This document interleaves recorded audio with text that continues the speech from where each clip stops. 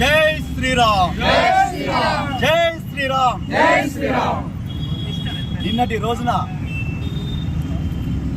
Operation Sindoor లో భాగంగా పాకిస్తాన్లో ఉన్నటువంటి ముష్కరుల తీవ్రవాదుల స్థావరాలపై దాడి చేసి ధ్వంసం చేసినటువంటి మన భారత సైన్యాన్ని అభినందిస్తూ ఇట్టి నిర్ణయం తీసుకున్న కేంద్ర ప్రభుత్వానికి శుభాకాంక్షలు మరియు స్వాగతిస్తూ భారతదేశంలో ఉన్నటువంటి ప్రతి పౌరుడు వారికి అండగా అభినందనలతోని ఈరోజు మన భారతదేశంలో పండగ వాతావరణం.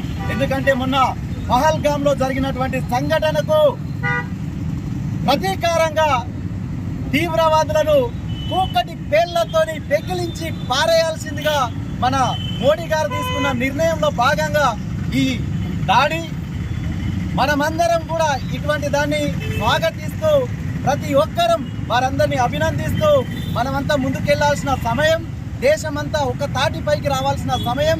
ఇలాంటి ముందు ఇంకా చాలా ఉన్నవి.